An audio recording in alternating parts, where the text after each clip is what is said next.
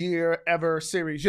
Like always, as you're watching this, go ahead in the comments and type, "This will be my best school year ever." Yeah, go ahead and type that in the comments, whether you're watching this on Facebook Live, YouTube Live, Instagram, or maybe you're watching the replay. So today, we're going to help teachers out. Now, I understand right now there are a lot of different things going on, but in this video, I want to break down and show you 3 things that I believe that you can do to keep your students engaged online. Yes, so the next few days here, I'm going to be giving some virtual teaching tips for teachers. Welcome to the Candace Simmons Show.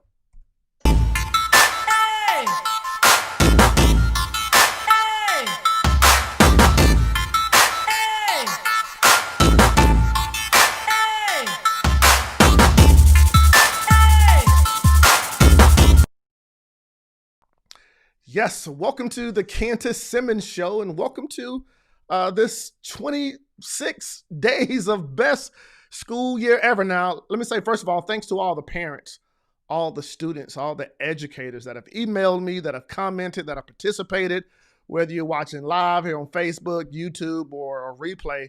Hey, thank you guys so much. Like always, I'm also having a study skills challenge going with some students and some families.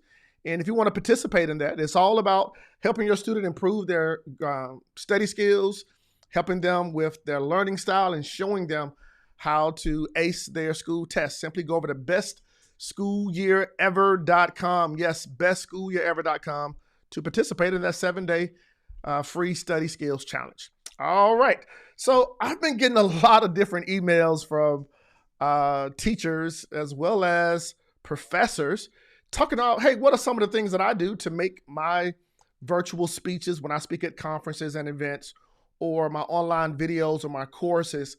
How do I keep people engaged for 60 minutes, right? How am I doing that? Well, I want to go ahead and give teachers today 3 things that I believe that you can do to make your virtual sessions more engaging. Now, if you're watching this and you know a teacher, hey, go ahead and click the share button, like button. Go ahead and send this to another teacher or educator. All right, cool.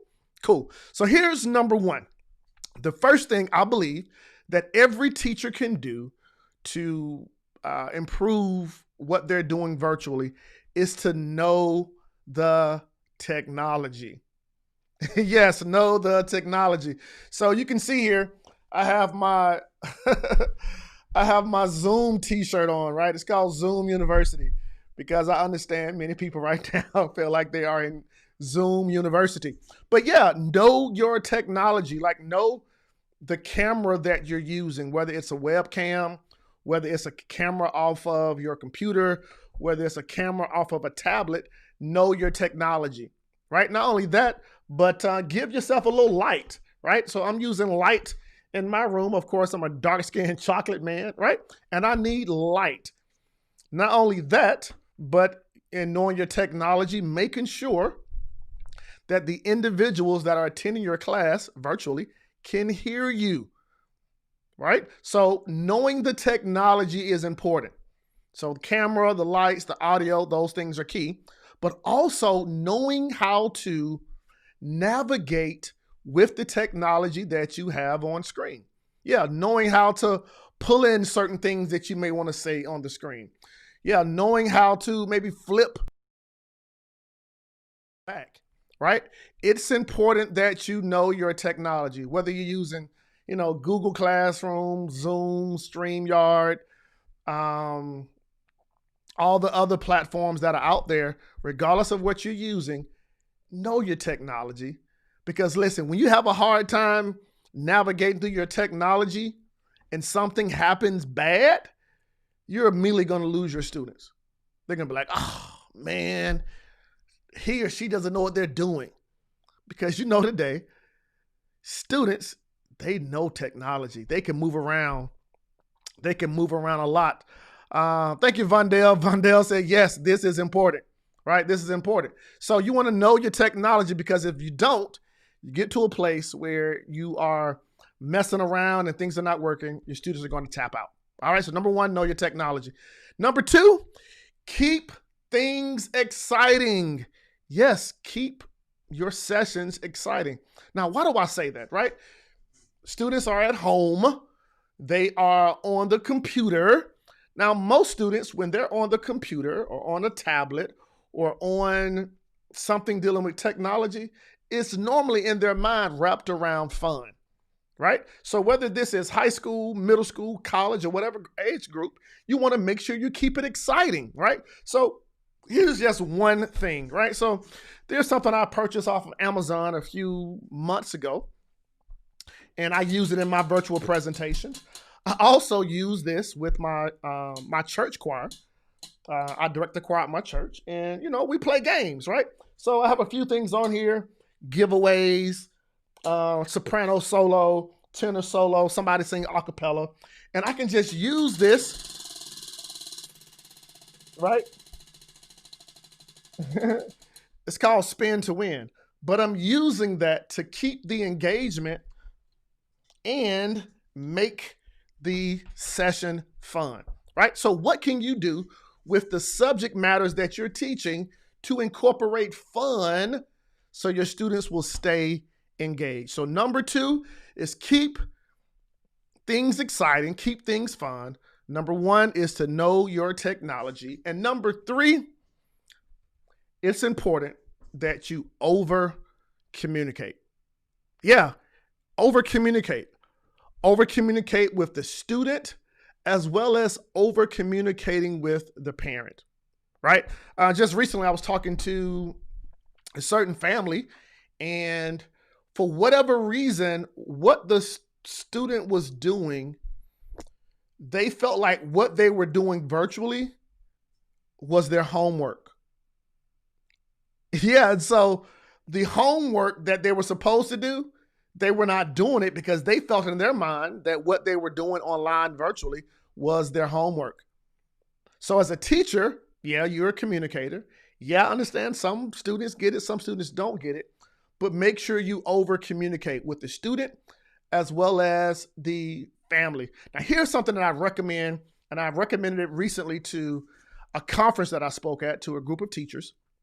And the recommendation was this: doing Sunday commercials. Yeah, Sunday commercials. So, students are in school Monday through Friday. Rather than showing up on Monday trying to lay out what we should expect for the rest of the week, why not shoot a video, pull up something like Zoom or whatever platform, and over communicate with the student and parent what to expect throughout the week? For example, hey, what's going on? I'm Professor Simmons. And in this week of courses, we're going to talk about the Pythagorean theorem. We're going to talk about longitude and latitude. And we're going to talk about why Siri knows all the directions in the earth. Yep, so we're going to talk about that this week in our STEM course. So make sure you tune in, right? Number 1, we're going to talk about Pythagorean theorem. Number 2, longitude and latitude, and also why Siri is so smart. Now, here's what I need you to do. I need you to go ahead right now and go ahead and make sure you read chapter 5 in the STEM book or the math book. I need you to go ahead and do this so that this week we're going to go through the information. We're going to have a test on Wednesday and another follow-up test on Friday. You guys have it? Well, listen, I'll see you tomorrow, Monday, for our STEM class. Bye-bye, Professor Cantus. Right? So using Sunday commercials to over communicate. I just heard a lot of teachers love it. They've been doing it, and they've been getting a lot better feedback from the student as well as the parent. So if you're going to keep your students engaged, number 1, definitely know the technology. Number 2, keep things exciting and fun. Number 3, please over communicate. Over communicate so that your heartbeat is now felt and received from the student and the parents. All right. Hopefully this was helpful for you. My man Vondale, thank you, sir. He says, yes, this is a great tool to keep it engaging and fun. He says, I'm ordering one for sure. Yeah, if you guys want more information on some of the stuff that I recommend, simply go over to cantussimmons.com/tools. cantussimmons.com/tools. It shows you some of the cool things that I recommend, some of the things I purchase off Amazon, and just go over to KentisSimmons.com/tools. Somebody in the chat box, can you just type that in the chat box for me? KentisSimmons.com/tools. All right. Well, listen, we're almost there. We're almost there at 30 days, every single day showing up now. If you haven't seen the last 25 days, listen, go ahead and go back to whether on YouTube or Facebook or my website, KentisSimmons.com, to go tune in to the past episodes.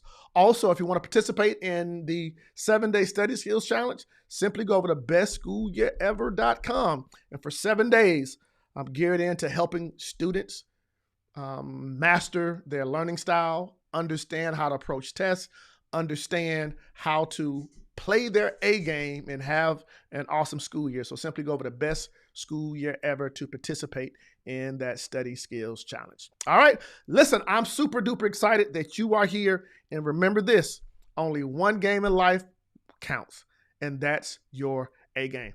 Listen, man, make this your best school year ever. Bye-bye.